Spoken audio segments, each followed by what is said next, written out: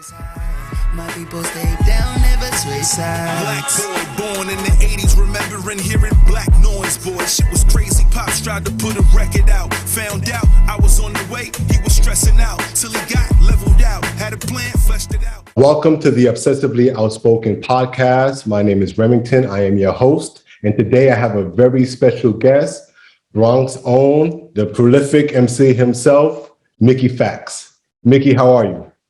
Smiggy, what's going on? Great. So listen, Mickey, I follow you on social media, right? And recently you tweeted about 2 weeks ago and said, and I quote, "I'm not offended when people say they never heard of me. I'm blessed that new people still find me and become supporters," which I think is a great attitude to have. So for the people out there who don't know who Mickey is, can you please start from the beginning? Yeah, I'm the overcomplicated, intelligent, stylistic, hopeless, romantic, lyrical MC that people kind of love to admire when they finally get a chance to experience what it is that I deliver to them in their ears and their hearts and their minds.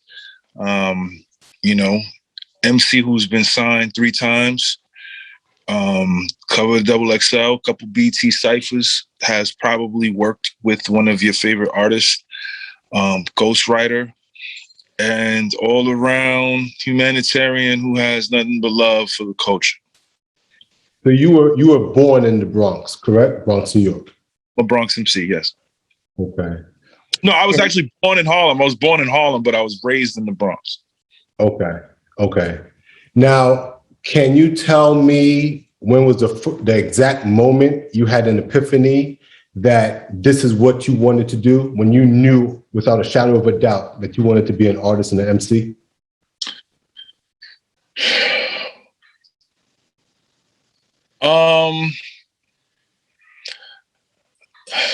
I think for me there are different stages of that. And if I'm allowed to, I can break down each stage. Sure. The first time I heard hip hop, I think is essential for me to speak on, which was Ain't No Half Steppin' by Big Daddy Kane. That was in '89.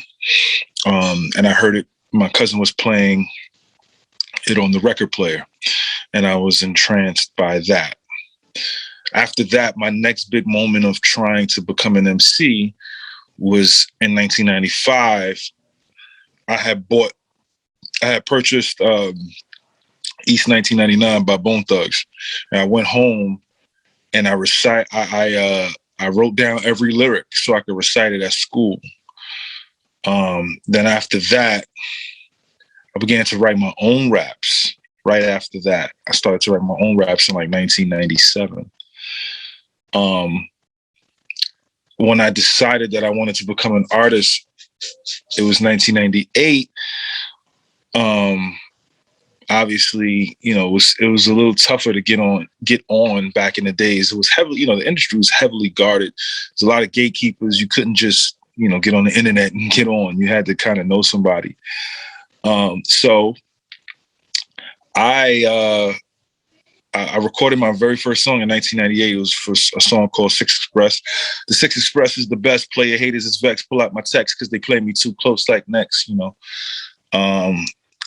very big fan of Kane, obviously, because you can hear the Kane influence and Big L.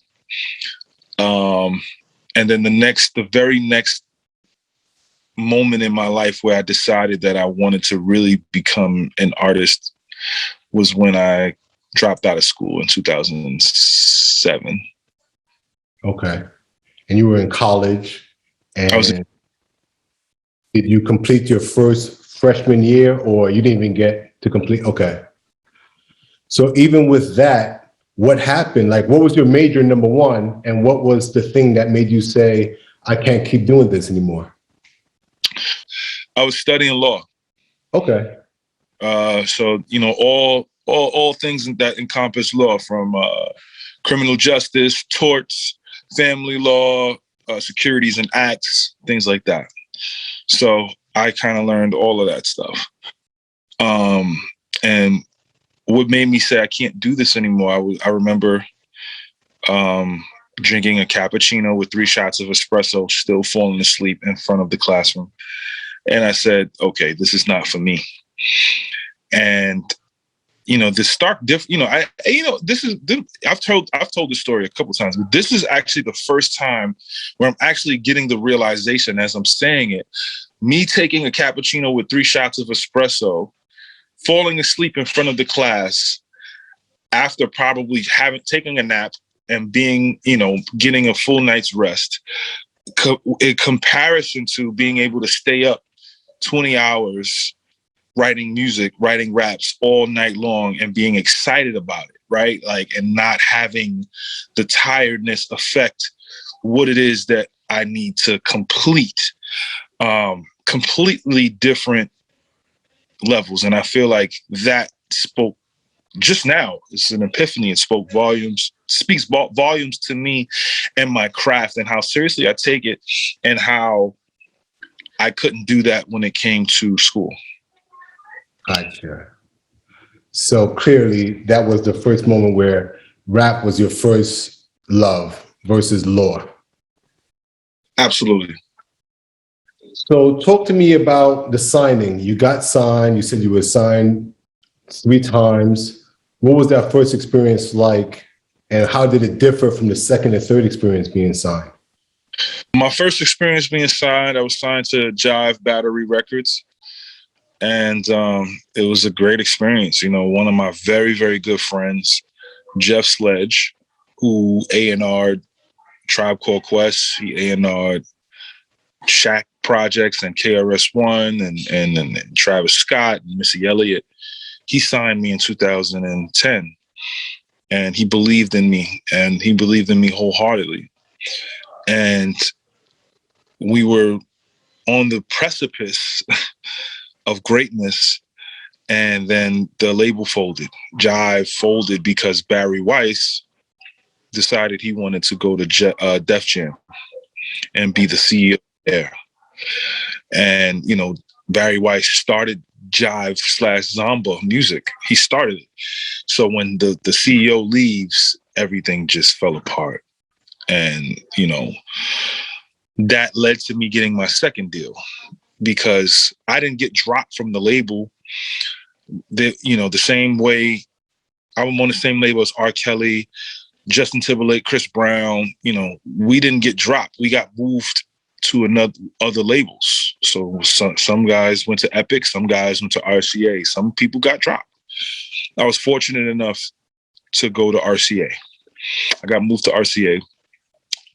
And even though I say I was fortunate enough, I wasn't fortunate enough, because there was a new deal, but it wasn't the same team. So like a lot of the people there didn't have my best interest at heart there. That was my second deal, and it was a very bad experience. It was very traumatizing for me, because, the guy there he just didn't believe in my content. Then I did my third deal. It was a small indie label distributed by Universal. And that was a pretty good deal, but we didn't really do anything. I think we just put out a Yellow Wolf record that did pretty well, but it did, it wasn't the same experience when I was on Jive. Okay. Now, your mental state when things didn't work out, how did that work out for you? Like, how did you get back into your form again? Like, I know you were disappointed. You said you weren't in a great space. It was traumatic. What did you do, and what got you to the third deal now? I had put out Mickey Mouse while I was still on Jive, and then 4 months later, I decided that it was time for us to part ways. And, the very next thing that you do when something like that happens, you get right to work. So I put out 2 projects immediately that year. One was Why, and then Why Not. And then from there, I think it was the end of 2012. I'm 30 years old. My mental state was completely shattered But then, once I got my walking papers going into 2013, the next situation was, okay, what do I do next? It was a big thing that I left the label. So this small label approached me. I knew the guy from working with Tony Williams, who's Kanye's cousin. I knew his DJ, John Stewart. And he was like, listen, we got this label over here. We can do a very small deal with you. And, we'll give you, our all. They sold the dream. So I did the second deal. And it wasn't the same. So, that was another situation where it was like, okay, well, you know what? I'm going to stick to being independent. And I've been independent since 2013. What are two lessons learned from those experiences of being signed and shifted and dropped? I mean, I think the biggest lessons that I learned from that was you just got to keep working. Even when you have a deal, you just keep working, save a lot of money, save your money, and do your own marketing, do your own pushes, do your own strategies, do your own investing in yourself. Put money away, let the money grow.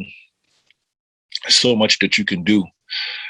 You just have to be consistent and vigilant, really. And back then, you got to remember when I got signed, I was at the height of my career. So like emails were in abundance. People were emailing me 10, 15, 20 times a day. And then once, I left the label, those emails went from 20 times a day to 10 to 5. And then the emails just stopped. Right. I came to that realization that I wasn't hot anymore because I wasn't proactive. I was reactive. When you're reactive because you've already put in a lot of work beforehand. So people are already trying to get on your wave. So you're being reactive as opposed to you're constantly working. So not only are you being proactive, but you're also being reactive. I got into a state that I was just reactive because because there was so many opportunities that was being presented to me at that time. And I thought those opportunities would never stop. Even though I didn't have a hit record, I just had this fan base and I had people that believed in me. So now I'm very proactive. If I don't work daily, I don't eat. My family doesn't eat.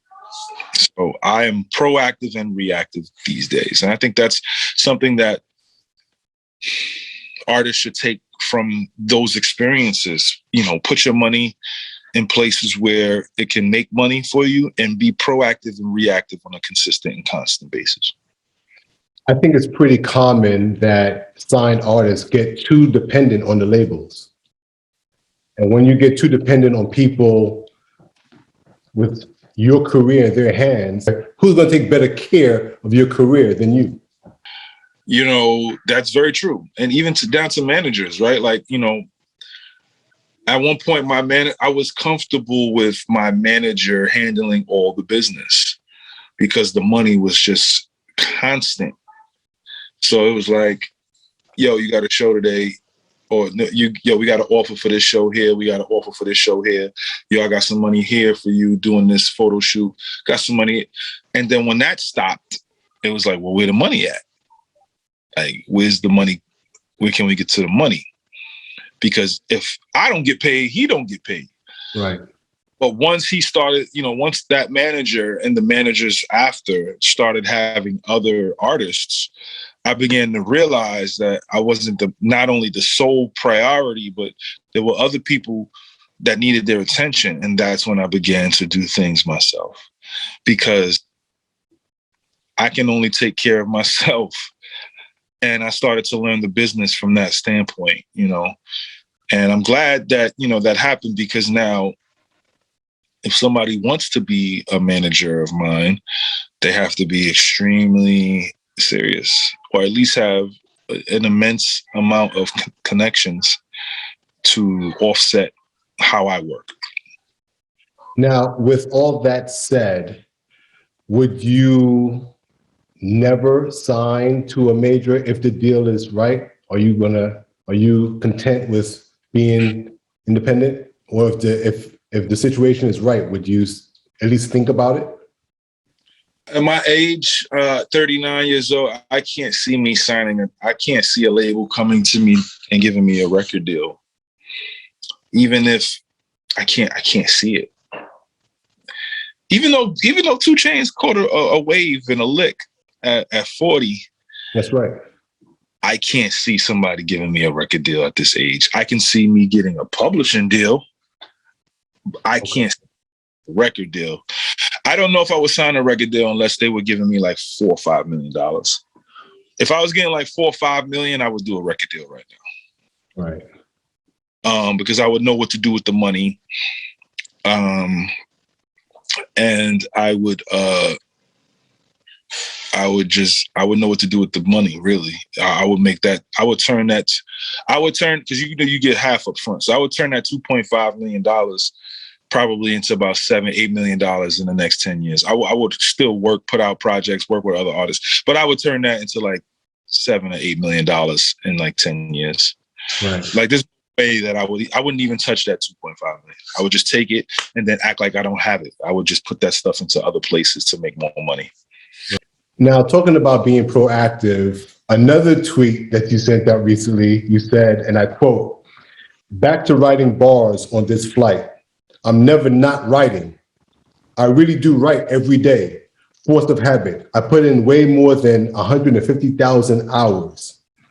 My question to you is, do you ever experience writer's block? And if you do, you may not want to give away the secret, but how do you overcome writer's block, if you even ever experience it? I don't experience writer's block, thank God. And the reason why is because there are too many books in the world. It's too many books. It's too much knowledge. There's too many things to talk about. There's too many conversations being had. There's still things that need to be spoken about musically and lyrically. On top of there are 1.1 million words in the English language. There's no way that I'm going to have writer's block. When you have a conversation with somebody, you might get stuck for a little second, but you still continue the conversation. There's still a dialogue. And I feel like when it comes to artists, there's still a dialogue. The person that's listening might not be responding back, but they are responding back in terms of their purchases and their response to the records, right? So there's always a dialogue. There'll never be a time where I will subscribe to writer's block. I'm just going to keep writing. There are too many bars, there are too many words that rhyme with each other. There are too many, it's too much of everything. So that work ethic, does that come from being proactive? Is that one of the lessons that you learned from your past experience, that I'm just going to stay writing, I'm going to stay proactive, I'm going to stay with the features, I'm going to stay with the freestyles, I'm going to just continue to write every single day? Have to write every day. It's like exercise. You know, I don't understand why an MC wouldn't write every day. Like, this is our strongest muscle right here. You keep this strong, everything else falls in line, right? The second strongest muscle that we have aside from this is the tongue. People think it's these, the abs and the leg. Nah, it's this and the tongue are the two strongest muscles that are used more than anything in the body on a consistent and constant basis. So I do to write every day, a bar, even if it's a bar, I'm putting something on paper, or, something, I'm reading something and something catches my eye, or a bar may come to my head. I have to put it down. There's no way that I'm not putting something to paper every day. I know a lot of rappers like to go on different platforms and freestyle, but you seem like you really, really enjoy it, and you make an effort to hit up every platform you can. What is it about that art form that gets you so excited? It's an opportunity to expand my fan base as well as be in front of a big platform where people can kind of see me, flex these muscles, right? I look at it like when bodybuilders go and showcase, their physique at these competitions. That's what I look at the radio stations like. And I've been doing this, since I have gotten the privilege, right? I won't even say opportunity, the privilege to go to these places and give these people these specially crafted raps just for them. And, my bucket list, is pretty much almost complete. Like I'm 4 people away from, being done. Well, not being done with the radio stations, but hitting the most important stations in the country and in the world. So I'm excited. I got 4 more to go, man. I know you asked the fans on IG recently, what's our favorite freestyle? I'm going to ask you, what's your personal favorite and why? And then I'm going to tell you what's my favorite of yours. I think my favorite would have to be what I did on LA Leakers. Stick to my roots, Black Thought and Alex Haley. Tell my adversaries I'm chilling in Paris daily. My vocabulary is strictly imaginary. And I think that's my favorite one, mostly because that the beat and the traction that particular one got, I feel like I completed the objective on that one. There was, when I went up to the LA Lakers, it was that. What was the beat? Was that the Showbiz and AG? Okay. Showbiz. I write most of my freestyles to that beat. Really? Yeah, it just so happens that I've taken that out of the writing pattern currently. I'm now writing to put it in the air by MOP. That's my new go-to beat that I'm writing to if I do a freestyle, and then I'm able to just kind of jump on something else. But that's my favorite one because, Everyday Struggle talked about it. It went viral a little bit. Elzai posted it. Royce posted it. World Star posted it. It was just everywhere that week. And I was extremely grateful for that. Tell me the process between picking these beats. Like, you like Showbiz and AG, now it's put in the air. Like, why? Why are you so selective when it comes to beats to freestyle over? I've been very calculated with what I rap over, because I kind of want to touch on certain things. I think a lot of the BPMs that Wu-Tang had worked well for me. So like when I went on Bars in 995 and I did what did I do up there? I did Brooklyn Zoo. It just worked well for me. Or like a lot of those 90s beats, but anywhere between 88 and 95 BPM, I'm able to kind of catch this wave. Nas is like on Flex, or, even this new one, man, when I went up to Bootleg Kev, in Cali, I couldn't do it. I couldn't do a freestyle in Cali without rapping over gin and juice, and I'd completely left Earth on that freestyle. It's a good 2.5, 3 minute situation. But my next 4 on the specific platforms, when I go to, I'm gonna reach out to Greg Street. I have to do a freestyle in Atlanta. And when I go there, I'm gonna do Bombs Over Baghdad. Oh, really? Okay. Yeah. That's challenging. That is challenging, but it has to be done. Somebody has to do it. Everybody over the same stuff all the time, myself included, right? It's true. It's true. So, I want to challenge myself and go to Atlanta. It's only right. Go to Atlanta, rap over Bombs Over Baghdad, for like 3 minutes. Just get crazy. That reminds me. That's why I appreciate Sway, because he would do the 5 fingers up. Right. And at first I didn't like it, But I think it was pretty much where you kind of go with it. You got to challenge yourself because everybody's rapping over the same beats. Yeah, I made that mistake saying I needed to go to 5 Fingers of Death, and I wrote bars, and then DJ Wonder was giving me all kind of BPMs, and it was like, right, stick to this 90, 91 BPM, and let's do that. And he was switching it all up and ruining the moment, really. But it's all good. I still managed to rock out. You don't have a whole lot of ruined moments in the freestyles. Now, the Leakers, crazy. The I-95's crazy. My personal favorite is the Funk Flex with the whole credit score of financial literacy. Remember what I said about a credit score? That's the number that the creditors are checking for. So if you're late on your bill, it'll affect your score. Let me break it down a little more. That's the best freestyle for me, period. Not just in your catalog. I'm talking about bam. Thank you.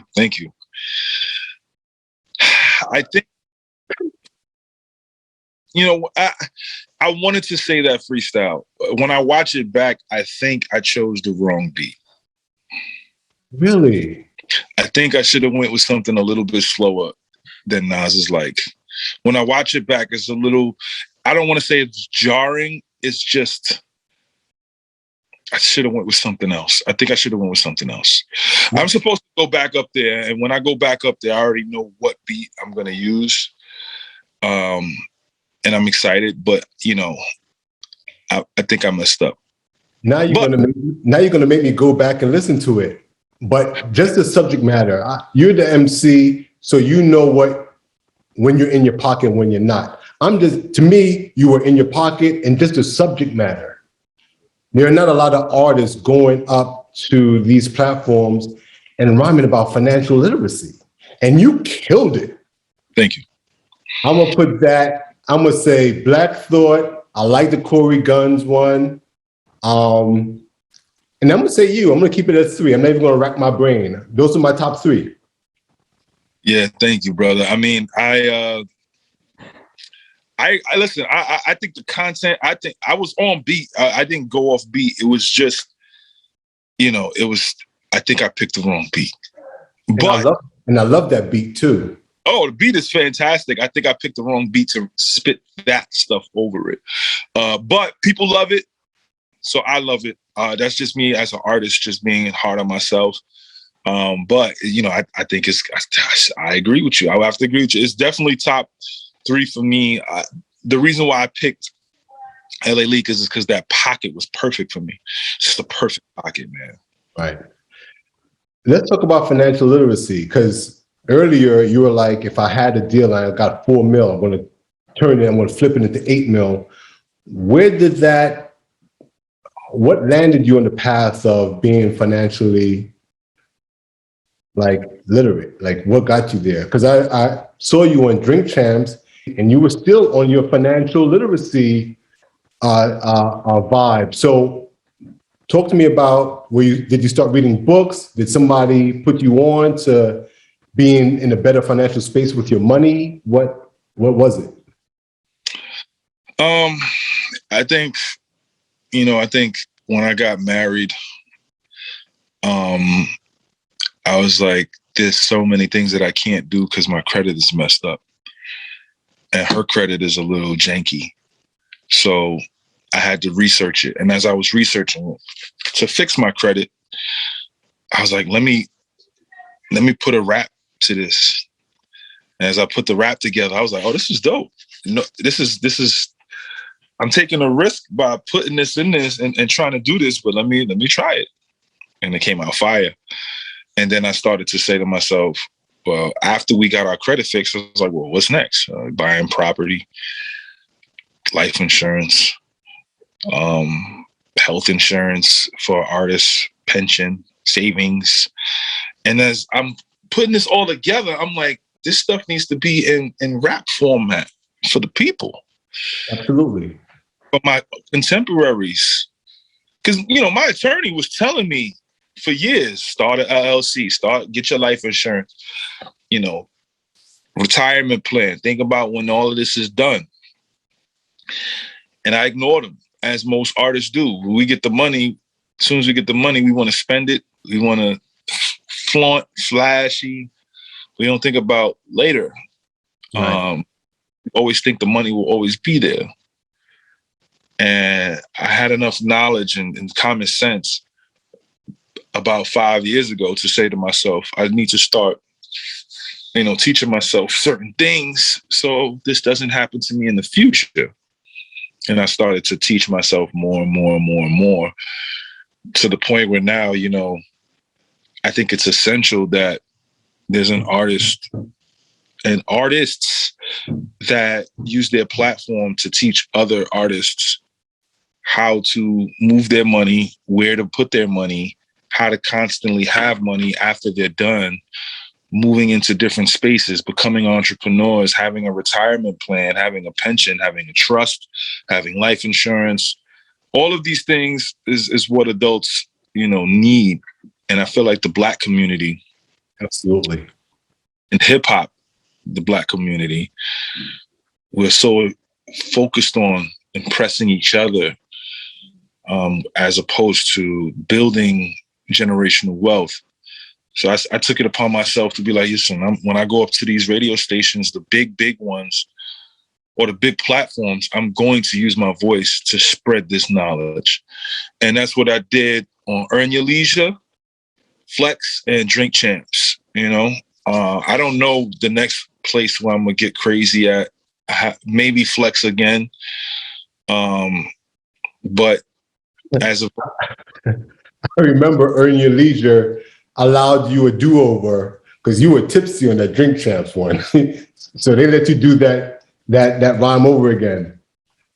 I was very mad at myself. I was mad at myself for a couple of days off of that Drink Champs, because I had been practicing that for weeks and I had it down pat, and they got me so drunk, and I got a lot of it out. I got like a third of it out. I got a third of it out drunk. If I would have knew what the next word was, I could have finished the whole thing. I could have finished it. I just couldn't. I couldn't remember the words, and it was very embarrassing because I don't mess up on my freestyle. That's something that I take extremely seriously. And me messing that up, I was like, well, I'm gonna do it over the real beat when I go to Inside the Vault with Ash Cash. And Earn Your Leisure will put it up, and they did, and it still hit, so it's all good. So you're a perfectionist, Mickey, especially when it comes to freestyles. You're a perfectionist. Yeah, because what I was reading and what I thought, he's good for even getting out what he did drunk. So I was giving you props, like, yo, and I just like broken language is up there for me. So for the fact that you flipped it and you got most of it out, I was like, oh, he's killing it. But in your mind, you were like, yeah. I was disappointed. I got a third of it out though, like, because it got crazy. Obviously, you probably saw the whole thing now. But if I would have completed that on Drink Champs, man, that would have been, Now, before I go to the next question, I want to finish up on, you said Greg Street. Do you want to share the other three, or is that a secret? Yeah, man. Greg Street in Atlanta, Big Boy in LA. We got to go to Big Boy's neighborhood and rec shop up there. Cosmics Kev in Philly. That has to happen at some point. I don't know when that's going to happen, but that has to happen at some point. And the one that's going to probably be the toughest one is Tim Westwood in London. Right. I was this close to doing Tim Westwood 10 years ago when I went to London, but I only did BBC Extra, one extra with Semtex. And Semtex refused, because it's a rival radio station, so he refused to put me in contact with Tim Westwood. But those are the four. I remember Cassidy on Cosmic Kev over that grinding beat. That's one of those freestyles that I think about when I think about Cosmic Kev. That was sick too. I would love to do Cosmic Kev show. If you were on a deserted island and you had all the resources in the world, all the money in the world to make the perfect album, and you only had 5 artists to collaborate with and 5 producers to produce the album, who would they be and why?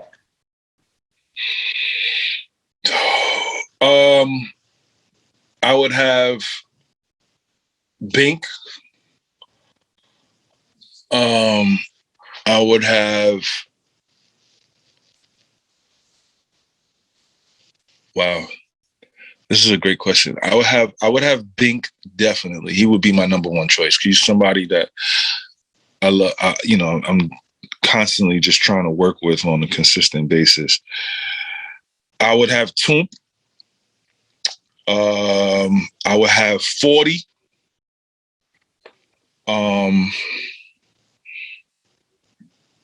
Mustard, and Pete Rock. Those 5 producers. As far as features, 2 Chainz, Ross, Big Sean, Common, and my 5th feature would probably be,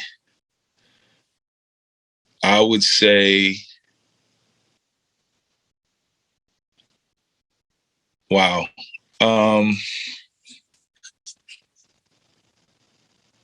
Wow. I would, man. Jasmine Sullivan. I have to ask, the 2 Chainz and Rick Ross, what about those artists and MCs that I wouldn't think you would pick those 2? I'm a huge 2 Chainz fan. I think 2 Chainz is one of the deadliest MCs in America. He kills everybody's song and he has no remorse for anybody. That's a challenge for me. Ross is just Ross. He's this generation's version of Notorious B.I.G. I'm not comparing them, stylistically or anything. He's just this version of it in like a alternate reality. So I could see that. I would have him, I would want to work with him. And I need a 6th producer. I would have Key Wayne there too. Key Wayne, I love Key Wayne to death. Key Wayne, what has he produced? He produced Amen for Meek Mill. He produced 4 a.m. for 4 a.m. for Big Sean. He produced 414 for me. He produces a lot for Big Sean, really. Okay. Now, you mentioned Pete Rock, and I saw a picture of you 2 together recently. Is there something that you want to share? Is the music coming, or? Yeah. We got some things in the works. I'm supposed to be meeting with him this week to go through some beats, man, for this special situation that we got coming up.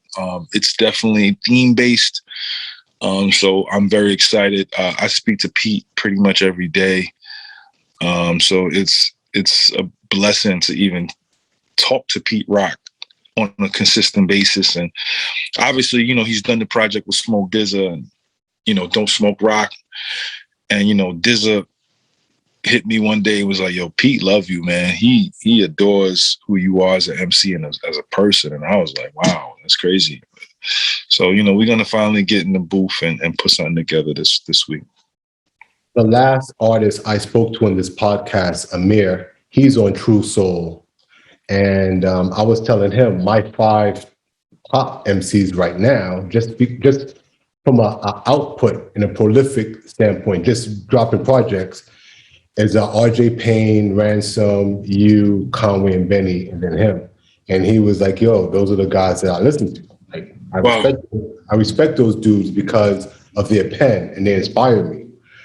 I would love for you and Amir to collaborate. I really would. Are you familiar with any of his music? I think I saw that clip on Twitter. and I think I went and listened to their stuff right after that. I think I listened to one song after that. Yeah, homie's dope. He's nice. He's nice. Have you worked with Pete before? Me and Pete have not worked officially together. I've just rapped over his beats for Sway in the morning. That's it. We never like officially worked together, no. So how did you form this bond? You say you talk to him pretty regularly. How did that get started? Me and Pete, I've known Pete since 2012. And, you know, we've been trying to get in the studio for a long time. It's just we've always missed each other. And then I think over the past 3-4 months, we just kind of connected through comics. And he realized he found out how much of a Marvel head I am. Not from just the MCU, just in general. I started showing him my collection and vice versa. And then we just started bonding crazy over comics. And to the point where it's like something new happens, he's texting me and vice versa. And we just talking all day long about it. So, you know, that's the OG when it comes to that. And you know, we're going to put something together just off of that, you know, love for comics. I gave Pete his flowers when I spoke to Amir, but I got to give him his flowers again. Like, he's a whole legend. Like, oh, yeah. I first heard All Sold Out in 91. And Mecca and the Soul Brother is still top 10 hip hop beat for me of all time. It's now 2021, and this man is still putting out heat. Like, I don't get it. Troy is a top 3 beat of all time. I'm not mad at that. Top 3 easily. It would be Troy, Benjamin's, and Put Your Hands on My Eyes. See, those are the top 3 beats in hip hop to me personally. I am not mad at that take at all. I'll be honest. I can go for Pete's sake. I can go in the basement. I mean, really, if we're talking about Pete, I could just pluck any beat from that album and it's fire. So for him to still be here and putting out fire, and I can't wait for your collaboration, because I know he's going to give you some heat. So yeah, because I heard what he did for Sky Zoo, and I'm like, okay. And like you said, that project with Smoke DZA. So if he's gonna give you that, I can't wait. Yeah. Plus, we building a rapport. We've had a relationship for years and years, and I'm somebody he's always wanted to work with, and vice versa. So the fact that, you know, now we're building a friendship outside of music, he's putting special stuff to the side for me. Features, once again, you like freestyles and you love features. Like, you just like, yo, DM me features. Feel like, is it just a collaborative and competitive spirit? You staying sharp? It's definitely a collaborative spirit. It's definitely staying sharp. Working with new artists. That's something that I've been doing since I came out. You know, if I wasn't doing that, you probably wouldn't have heard. Well, I'm not gonna say that. I was one of the first people to work with Drake. I was one of the first people to work with Kendrick.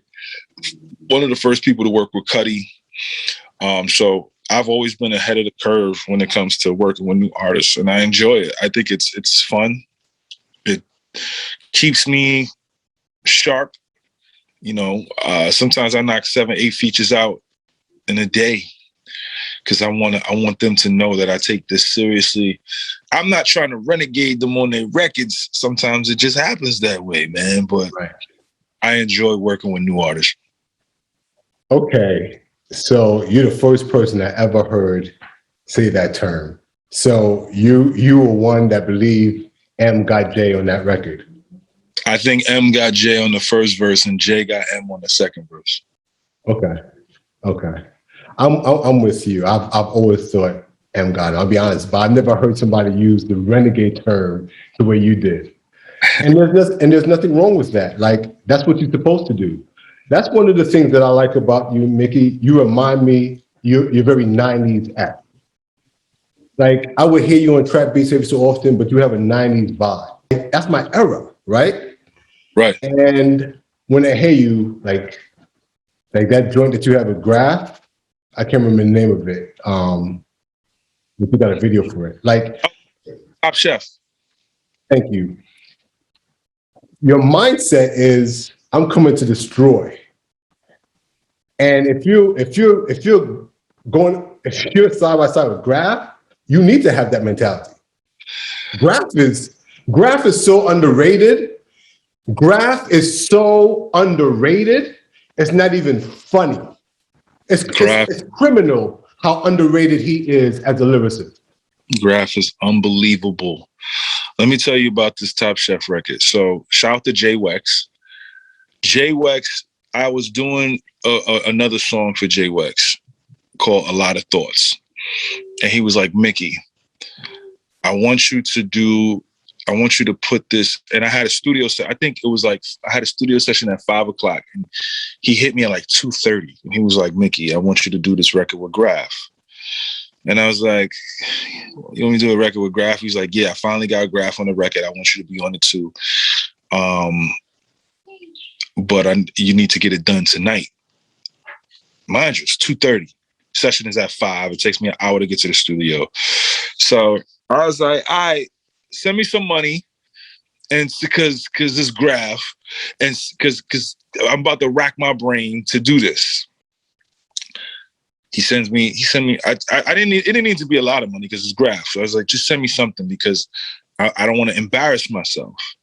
So he sent me something, small something. It wasn't a lot of money at all. Shout out to Jay Wex. It was very, very little money. And I listened to Graph's verse and I was like, I got stressed, bro. And then I was like, I hit him back. I was like, man, do you know you trying to have me write this in an hour for tonight? He was like, yeah, man, listen, I'll send you some extra money after it's done. I said, okay. I wrote that verse in an hour. I wrote that verse with Graph in an hour. And, it's Graph. To me, Graph is one of the most underrated lyricists ever. When people try to talk multis with me, I'm like, and they show me rappers that do multis and they don't mention Graph, I get offended. And I put on Graph. So I knew the task at hand. And his style and flow is just so unorthodox. It's him immediately, and it's just a style. I can't put my finger on it. It's just different. Yeah, he's he created his own style, and the flow, and the multis within the multis. He is the epitome of a multiverse, right? And I stood up to that challenge, man. And when Graph heard it, he was like, Mickey is one of those guys that, to do that in an hour. And when I told him I did it in an hour, he was like, no, I don't believe you. I was like, yeah, I did that in an hour, bro, because he needed it. And from that point on, me and Graph have been like this. And, I came up listening to Graph. I'm a Graph fan. So, it's one of those things where it was dope for me to do. Now, Mickey, you came off with that intro. Tell John Legend to come sing my chorus. It was an hour, but you made sure to come heavy because you knew what you were next to. And I love that. And I love that competitive spirit. I don't think it's enough in hip hop. I don't even think it was competitive. I just didn't want to get killed on the track with Graph. But what I'm saying is, because of that, you stepped up your bar. Right. I stepped to meet him at his level. And everybody benefits off of that. Yes. And we shot a great video. And that was me working with Graph again. I worked with him before, but that song in particular, it meant a lot to me because he was somebody that I grew up listening to. Shout out to that producer because that beat is sick. Yeah, Jay Wex. Shout out to Jay Wex. Jay Wex. So speaking of how long it takes you to write a rhyme. Can I ask you a question about rate? Sure, you can ask me about the time that it took me to write it. So I have just two questions. How long did it take you to write that? 20 hours. 20 hours. Okay. Question number two. Where did the idea come from to take on RJ Payne's rap persona? Because let me tell you, you killed that. Ransom, but that RJ Payne part, what the hell? How did that, where you get that idea from? So I when I did my first verse, I was like, it was a weight off of my shoulders, and then I wanted to do my style, and I kept thinking about checking boxes, right? And I was like, well, let me do other people's styles to show that it's not that I can do anything that I want. And I was like, well, whose style should I do? I was like, well, these guys were part of the conversation. Let me do RJ style. RJ style was probably, RJ style was easy to kind of write, but difficult to record. And Ransom style was easy to write. I was recording myself. That's the reason why Ransom doesn't sound like Ransom. My impersonation of Ransom doesn't sound good because I was recording myself and I was sitting down. It was my first time ever recording myself. If I would have had an engineer, I would have, that Ransom verse would have sounded like Ransom. I was in there by myself. I didn't have any ears with me. But yeah, I mean, I wanted this to be something that people hear and be like, wait, what? What did he just do? And I'm glad I did that. That did it for me. And shout out to RJ Payne and Ransom, because we're talking about lyricists and barring, like those guys, like they are phenomenal. I love both of them dearly. I've been a Ransom fan since 2002, 2003.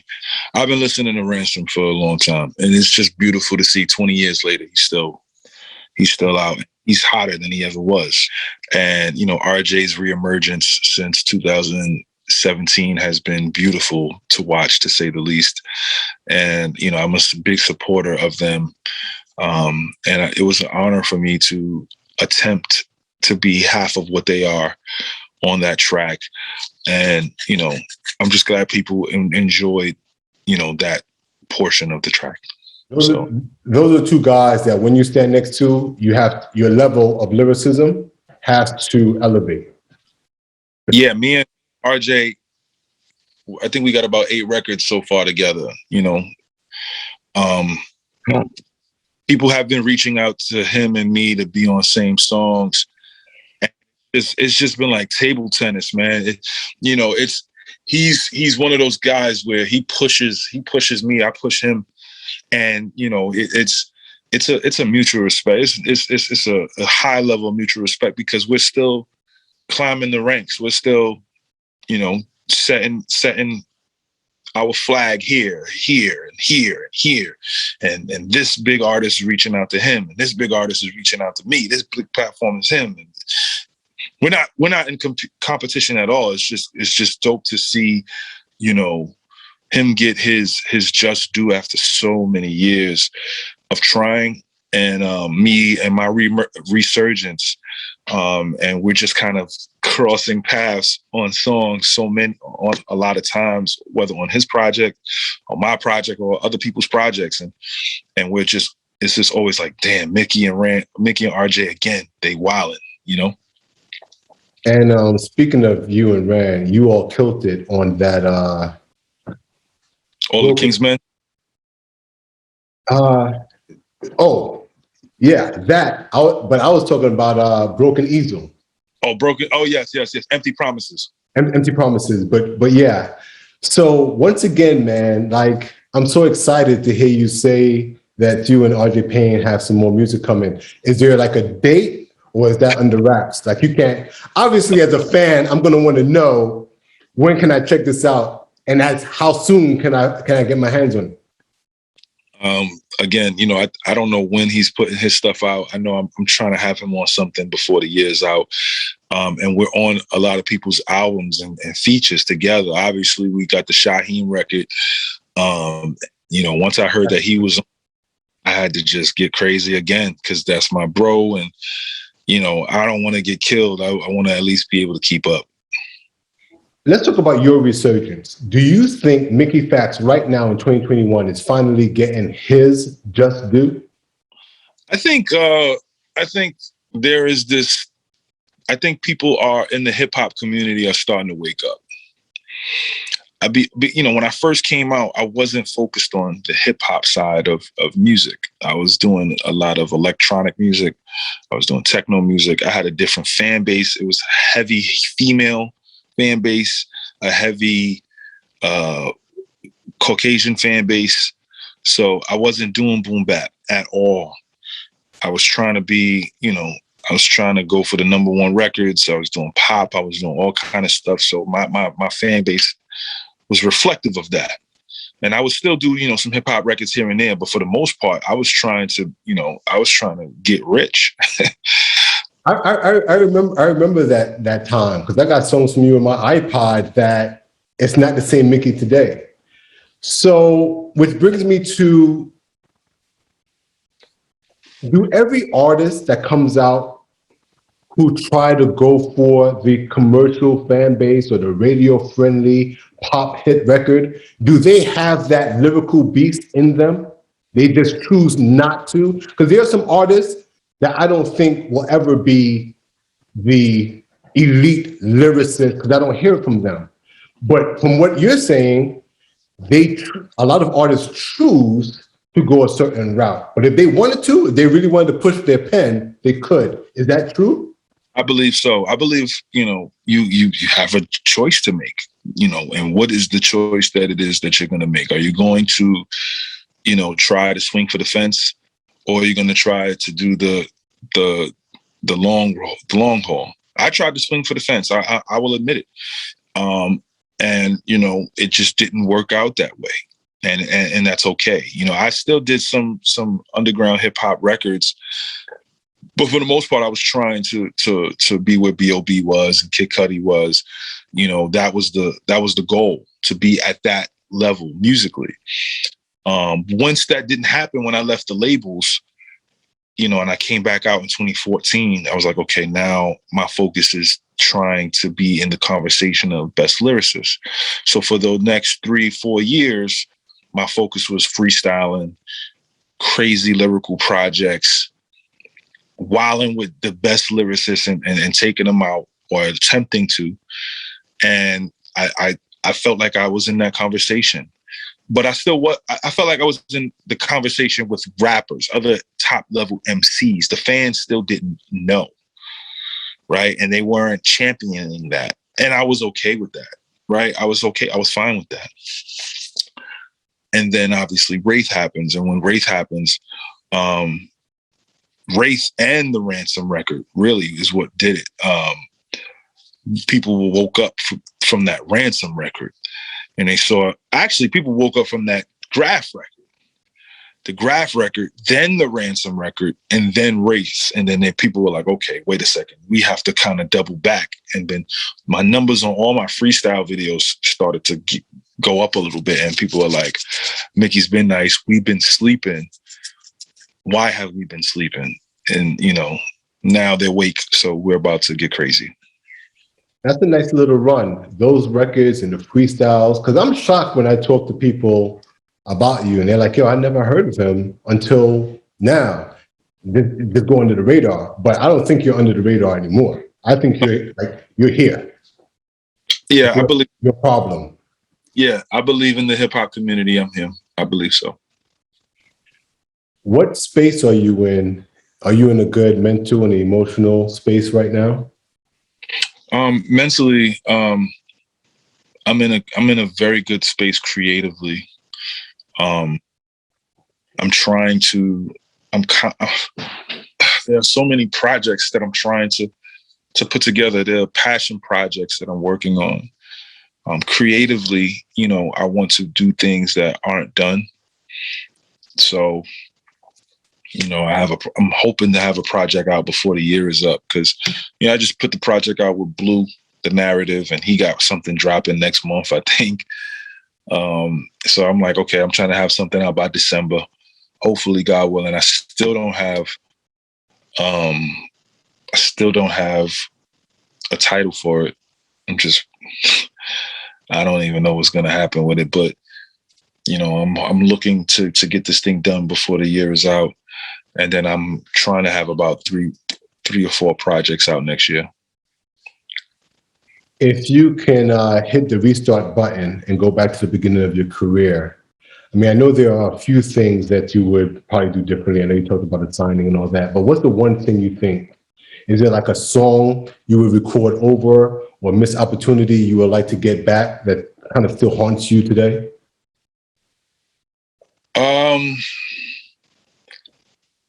Being that the Jive deal didn't go the way I wanted it to go, I would say I would have probably signed to Glassnote Records. Glassnote offered me a deal.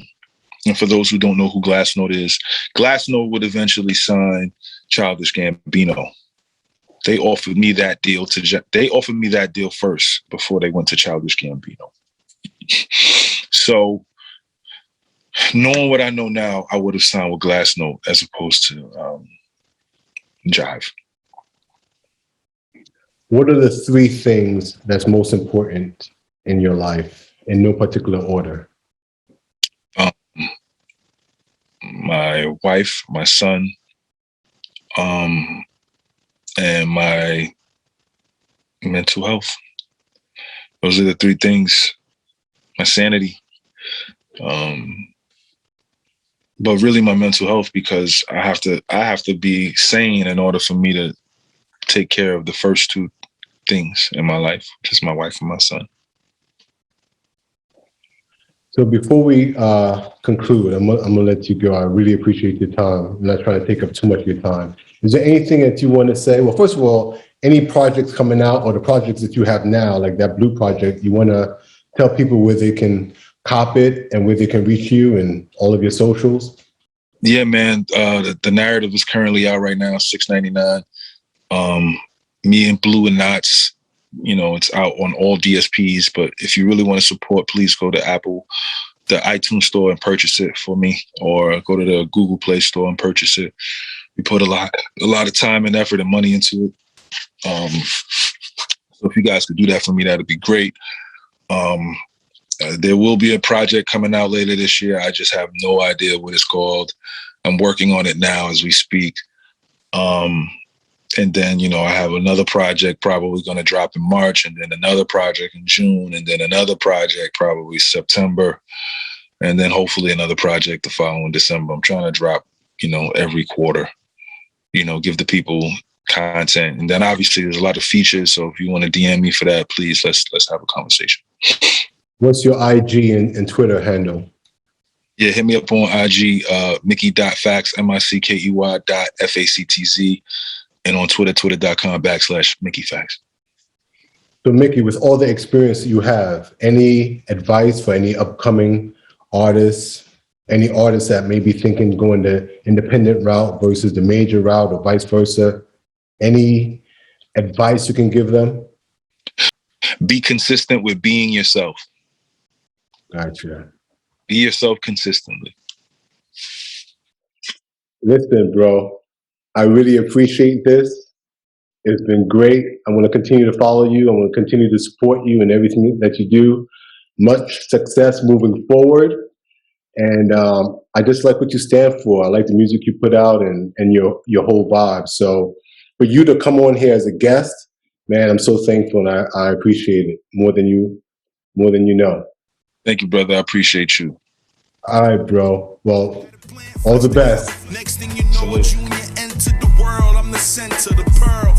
Mama brung me out the church. I was stealing dollars right out of purse. Walkman, listening to DMX, Barker verse. Science fair, spelling bees. Almost got skipped the grade. Grew my hair out and still couldn't get the fade. Girl said I look like Urkel with the thicker frames. Misbehaved, I was living in a different phase. Literally from the vicinity of pun. Got insufficient funds cause they giving me the crumbs. I found out that the industry is numb, so the world, and I learned how to give it to my son. Factz. I just sit amazed thinking back to days. Growing pains wouldn't have it any other way. Credit to the way I was set up. My people stayed down, never gave up. If I never had either one of you, I don't have a clue what I'd even do. Big vibes and up to the most high. My people stayed down, never switch sides.